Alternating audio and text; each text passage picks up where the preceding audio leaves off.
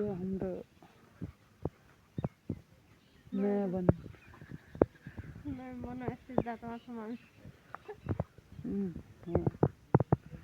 सब जात मान्ने प्रक्रिया चलिरहेको छ।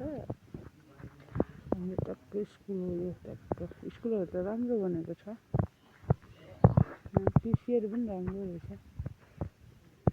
पानीको मात्रै लिएर सुन्तला पनि हुने रहेछ।